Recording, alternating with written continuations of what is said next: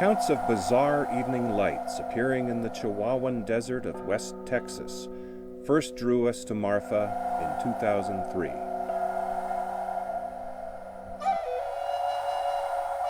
Here, at the official Marfa Lights viewing area, we found ourselves crossing our fingers that on this night, 7 years later, we would witness the strange phenomenon.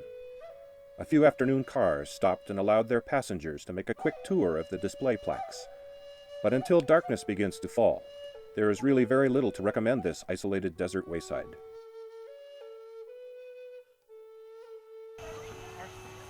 Our solitude ended at dusk. To our great surprise, people began to arrive in droves as the sun settled in the west. Parents, toddlers, teens, retirees, locals, and travelers. We could scarcely believe that all these people wanted to share our light show. Car by car, the once empty parking lot began to fill, and folks jockeyed around at the front edge of the viewing platform to claim a good spot for the anticipated event. We could tell by the warm sweatshirts, picnic coolers, folding chairs, and high-powered binoculars that this crowd was serious about seeing some weird lights. As stars began to pop out, kids played while adults chatted and bumped elbows with total strangers. Even Darth Vader made an appearance. But while toy lightsabers carved and jousted in the blackness, the rest of us continued our vigil, staring out over the dark plain. Suddenly, what was that? With a blink and a flicker, our patience was rewarded. One dim light, sometimes two, or even three, flared and wavered in the dark middle distance. "Is that it? Are those the lights?" came the hushed voices of onlookers. Soon we were all convinced, as the beams teased us with their radiance, brighter one moment, then fading and completely disappearing, before shimmering back into view. Gratified, we huddled together on the platform and admired the show. Even the moon cooperated and kept its light to itself as a crescent sliver.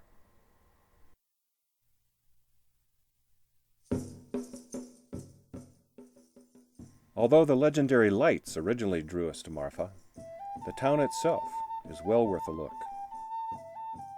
The beautifully renovated Presidio County Courthouse first catches the eye and has dominated the center of town since 1886. Also impressive is the historic El Paisano Hotel, best known as Home Away from Home for Rock Hudson, Elizabeth Taylor, and James Dean during the 1956 filming of Giant.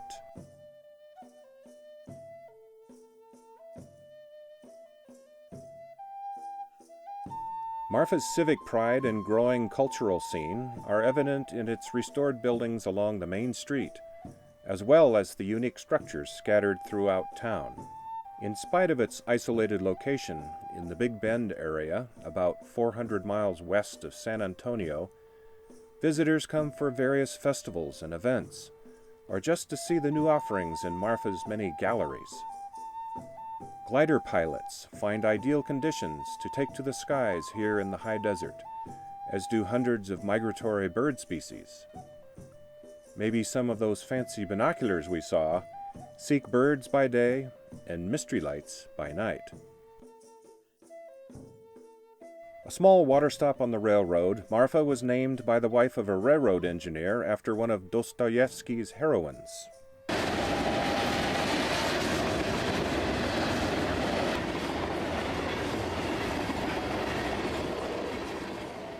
Possible king of local dining in Marfa is a lunch stop right next to the railroad tracks, called Food Shark. Order up! Mmm! Marfa Lawful. A couple of our personal requirements for a livable town are a pleasant bookstore and a good public radio station.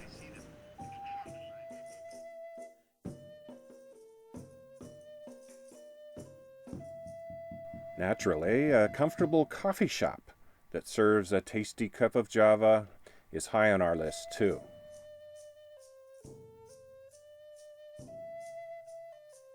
Fortified by falafel and coffee, we followed the alleys and back streets for a glimpse of Marfa off the beaten track.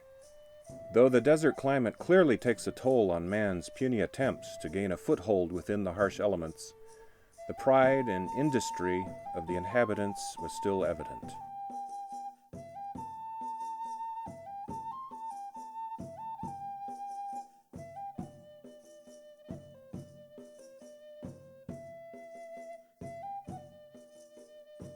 Thanks, Marfa. We'll be back.